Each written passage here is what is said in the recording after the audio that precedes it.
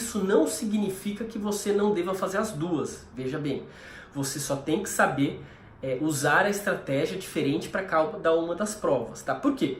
Porque o bloco de matérias são iguais, tá? Então você tem que prestar as duas, tá? Não deixe de prestar as duas, né? São vários exemplos de candidatos que são aprovados nos dois concursos, tá? Muitos. Tem um colega meu que foi juiz do trabalho, que é amigo meu e tudo, e que passou nos dois concursos, e assim são vários exemplos, tá?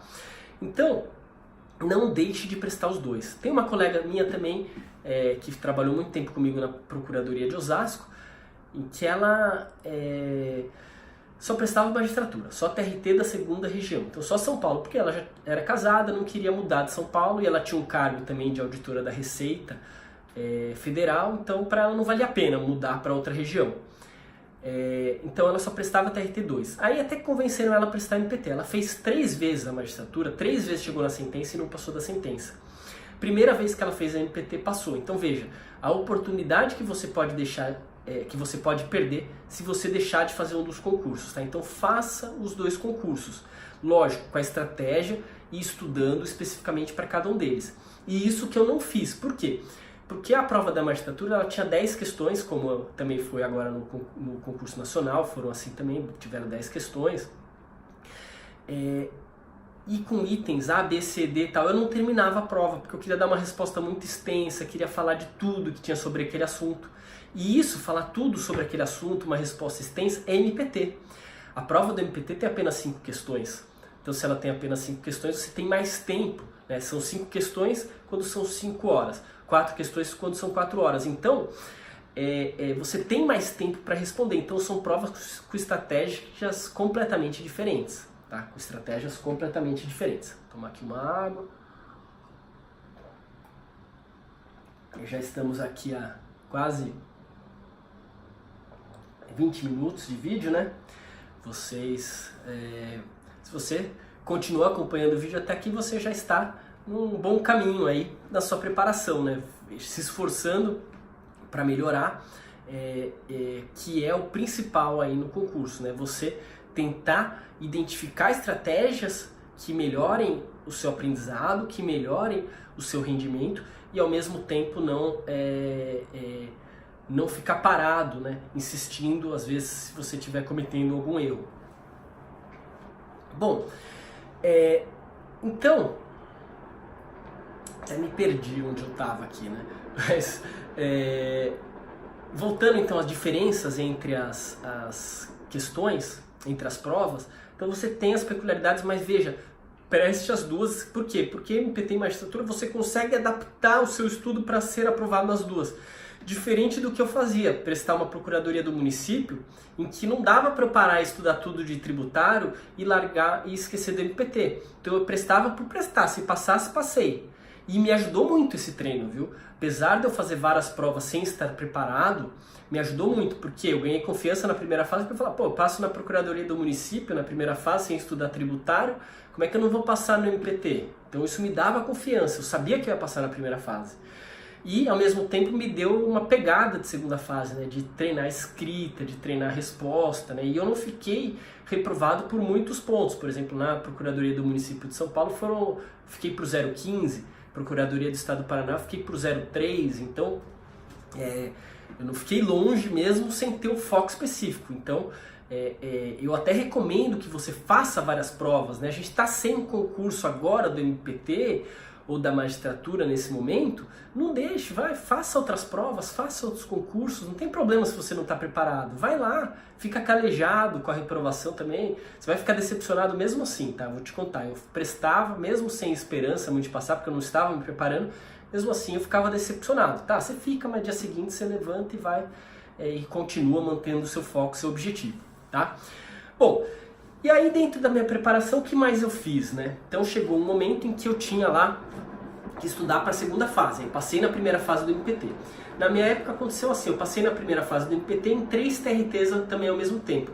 E aí foi um TRT num fim de semana, outro TRT no outro fim de semana, outro TRT no outro fim de semana, depois era o MPT depois de todas. Então seria um mês de prova todos os finais de semana.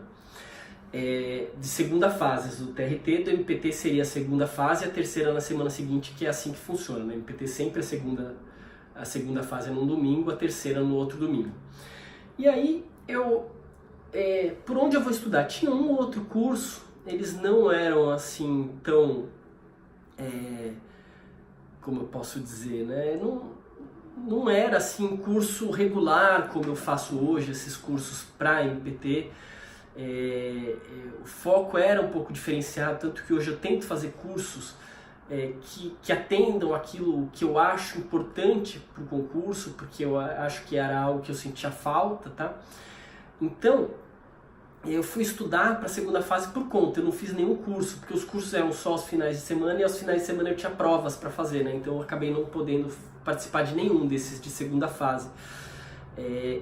Eu fiz, então eu estudo por conta. Como que é estudo por conta? Eu pegava revistas do MPT e essas revistas eu estudava, ia lendo um artigo, lendo outro, resumindo sempre, né? Porque aí depois eu leria os meus resumos para relembrar. Então eu fazia muito isso, tá? Eu estudava dessa forma, estudei assim para a segunda fase, revisando o meu material das matérias que caíam, que eu já tinha, mas principalmente esse estudo aí dos artigos, né? E que são muito fáceis de achar, tá? Esses artigos estão todos online hoje, essas revistas são todas online, você consegue achar esse material com bastante facilidade, tá? Sem muita dificuldade. Só que hoje eu também tento fazer isso para os alunos, né? Eu leio essas revistas, eu faço resumos dos principais temas que podem cair na prova do MPT e passo para os alunos para facilitar, tá?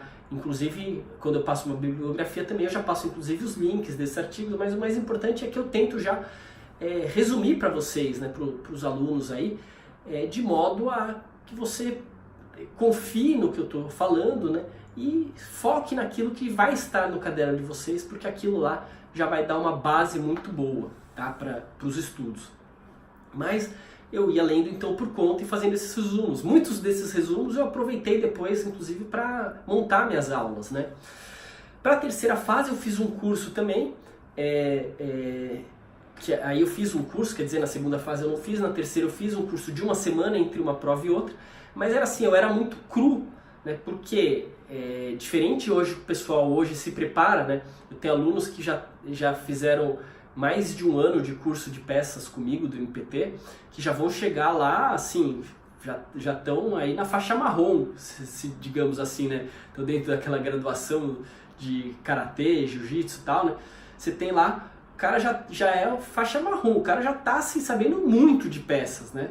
Para ele virar faixa preta, falta só ele passar no concurso mesmo e começar a fazer na prática para ver. Mas assim, o cara tá pronto para ser aprovado, né? Agora, na minha época não, eu era faixa branca, fui para essa semana ali sem saber nada, então eu lia também as peças que me passavam, tal, lia, e a gente ficava discutindo, o curso era à noite, a gente ficava o dia inteiro lá discutindo, os alunos mesmo, então eu fui aprendendo ali com eles, né, e passei. Hoje, né, com os cursos aí fica mais fácil, eu tento inclusive fazer o que eu não tive, montar esqueleto, falar, faça assim a sua peça tem que ter isso, aquilo, entendeu? Então, naquela época não tinha, a gente aprendeu muito, porque os professores, eu lembro, naquele curso falaram mais dos temas mesmo do MPT ali no curso à noite, não passavam assim o esqueleto, faça assim a sua peça, tal, não sei o quê. Então eu né, na minha opinião, foi muito válida, pelo menos estar naquele ambiente de curso com os colegas, porque a gente corrigia a prova um do outro, a gente conversava muito sobre como resolver a peça, né? Eu lembro muito da aula que um colega me deu. Um colega chegou lá no quadro um dia à tarde e ficou falando, a gente tem que fazer assim, a peça assim. Aí a gente foi montando o esqueleto a gente mesmo ali na hora e acabou que ficou bom, tá? Então, tanto que muitos passaram ali daquela turma. Esse colega que ficou na lousa lá fazendo, acabou não passando nesse concurso, mas passou no concurso seguinte, foi um dos primeiros colocados logo no concurso seguinte. Então vejam, né? Às vezes não é a sua vez naquele concurso, mas porque as coisas acontecem de formas diferentes e às vezes o próximo é o seu, entendeu? Então você também não pode desesperar. Ele ficou essa vez na terceira fase, que foi bem a fase em que ele era uma das pessoas que estava melhor ali, que eu sentia para aquela fase, mas no concurso seguinte ele teve aprovação, tá? Então acontece, né? A gente tem que prosseguir, para vocês verem como tem que prosseguir os objetivos, porque quando você chega nesse momento em que você tem a maior dificuldade, significa que você está mais perto aí de virar o faixa marrom, faixa preta aí do concurso, porque é naquele momento que você já está exausto, você já não aguenta mais, você acha que você não vai passar, é nesse momento que você tem que acreditar, porque é nesse momento que você está perto, tá? Quando eu fiz a prova oral do MPT, depois eu fiz essa terceira fase, fiquei esperando a fase oral, eu achava que ia desistir. Eu falei, se eu não passar esse negócio, eu não vou mais, porque eu vou desistir. Dá uma sensação, né, todo mundo tem isso, essa sensação de não vou passar, de é muito difícil para mim, de eu não vou conseguir, mas eu digo para vocês, insista que você vai conseguir, tá? A sua hora chega, mas a sua hora vai chegar nesse momento, que você tiver assim, esgotado, você vai estar para desistir. Só quando você desistir, se você desistir, você vai estar dando a vaga para outra pessoa, para aquele que não desistiu, tá? Então, insista, porque a vaga vai ser sua em algum momento. Pode não ser nesse concurso, pode ser no seguinte, enfim, você tem que focar em não desistir, se dedicar ao máximo e não desistir, tá? Inclusive, todo mundo passa por isso em algum momento, por essa ansiedade, né? A gente é muito cobrado, tá? Quando a gente estuda para o concurso, a gente é muito cobrado, às vezes nem tanto pelas pessoas, mas por nós mesmos, né? A gente se sente mal às vezes, poxa, eu parei de trabalhar, vou ficar só estudando, o que as pessoas vão achar? Vão achar, poxa, esse cara não quer trabalhar, a pessoa não quer fazer nada. Não, ninguém vê que você está ali o dia inteiro estudando, trancado num lugar, estudando. Acham que você está ali lazer, né? Só vivendo a vida, né? Assistindo Netflix, sei lá, o dia inteiro. Não, você está lá estudando. E então você tem uma cobrança, né? São várias as pessoas que falam assim, mas você devia desistir disso, é difícil, pra que fazer isso, que nada, vai fazer outra coisa, vai ganhar alguma coisa. E a maioria vai fazer outras coisas, né? Quer ali um resultado mais imediato, quer começar a trabalhar e já ganhar alguma coisa, enfim, e acaba desistindo do seu sonho. Quantos amigos meus que queriam ser juiz federal, não juiz federal, que as pessoas dizem, não, eu quero ser juiz federal, o sonho da pessoa era ser juiz federal, e hoje são advogados, já estou formado há 15 anos, essas pessoas estão advogando. Por quê? Porque desistiu do sonho já logo no começo, começou a fazer outra coisa com um objetivo mais imediato e difícil você voltar depois, né? Então, não desista, continue ali que você vai conseguir, tá? Você vai conseguir. Por outro lado, todos os meus amigos que quiseram, que insistiram, eu tô com 15 anos de formado, vou fazer, né, aí próximo dos 10 anos de concurso do MPT. Todos os meus amigos que insistiram no concurso passaram, tá? Todos os que realmente insistiram. Eu tenho amigos promotores de justiça, defensores públicos, juízes, enfim, todos aqueles que insistiram passaram, tá? A diferença desses exemplos que eu dei que não passaram foram que as pessoas quiseram seguir outro rumo, talvez ainda tenham esse sonho, talvez ainda alimentem esse sonho, mas desistiram, não conseguiram porque desistiram, a verdade é essa, tá? Então, porque tomaram aí outro rumo. Então, bom, aí voltando aqui, então eu tava nessa angústia esperando a prova oral e aí soube que tinha passado na segunda, soube que tinha passado na terceira fase, fui aprovado pro oral, aí fui estudar. O oral é muito parecido com a primeira fase, tá? A gente faz também, eu tenho feito cursos para prova oral, né, também com os alunos, justamente porque o principal na fase oral é treinar o que? A oratória, é você falar da matéria para o seu examinador e, ao mesmo tempo, você tem que saber a matéria, não o mais complexo, você tem que saber muito também do básico ali, sabe? Porque o seu examinador, por exemplo, a minha prova oral, fez o sorteio, ele faz sorteio na hora, tá? Na magistratura, essa é uma diferença entre MPT e magistratura. Na magistratura você tem o sorteio do ponto, daquilo que eles vão te perguntar, com 24 horas de antecedência. No MPT não. No MPT é feito um sorteio de ponto ali na hora. Então o examinador vai, rola uma roleta, assim, gira uma roleta, sai um número, te dá um papel com os pontos que vão ser perguntados ali. E os pontos muitas vezes são decoreba. Por exemplo, um ponto meu, que até que eu dei sorte, foi em constitucional, dei sorte mais ou menos, porque era assim, constitucional e direitos humanos, eu sabia tudo de direitos fundamentais, direitos humanos, enfim, e o meu ponto caiu estado de sítio e estado de defesa. Mas por que foi sorte? Porque era um ponto que eu sempre estudava, esse decoreba, diferenças entre estado de sítio e estado de defesa, que eu não tenho a menor ideia do que seja hoje, de quais são as diferenças, porque eu já esqueci. Mas eu sabia, porque era um tema que eu estudava sempre que eu tinha dificuldade, no decoreba. Então veja, era um tema decoreba. Primeira pergunta que o examinador fez, qual é a diferença entre estado de sítio e estado de defesa? Quais as diferenças? Aí eu tive que elencar lá as diferenças, tá? Então, esse é um estudo tão parecido com o de primeira fase para fase oral, né? Mas o principal é ali treinar bastante. Eu tinha um amigo com quem eu treinava, assim, a gente ficava perguntando um pro outro, tive outros colegas também, que a gente ficou treinando muito essas perguntas. Teve até uma colega, a Alzira, que hoje ela é procuradora procuradora do trabalho lá em Manaus, e ela sempre dá risada. Até quando eu fiz divulgação de um curso lá, ela mandou mensagem e falou: nossa, nunca esqueço a gente lá, porque a gente ficou um dia à tarde, um perguntando pro outro, assim, perguntando e perguntando. Aí eu peguei assim, processo de trabalho, eu perguntei pra ela, perguntei, ela respondia. Chegou no dia da prova, eu tava assistindo a prova dela, porque eu fui assistir a prova no primeiro dia. Hoje não pode mais assistir a prova, o candidato não pode ficar assistindo as provas, naquela época podia. Eu fui assistir, vi a prova dela, o examinador perguntou exatamente o negócio que eu tinha perguntado pra ela, exatamente.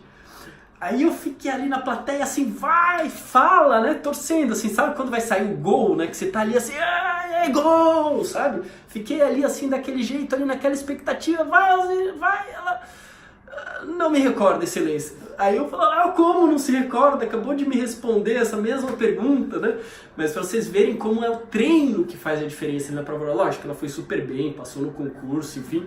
Mas eu acho interessante contar isso porque ela era algo que ela sabia e não conseguiu responder ali na hora na prova oral, né? A gente tem então a prova oral ela serve para isso. O principal ali é você treinar. Então a gente treinou, eu fiz os cursos que tinham à disposição também na época, né?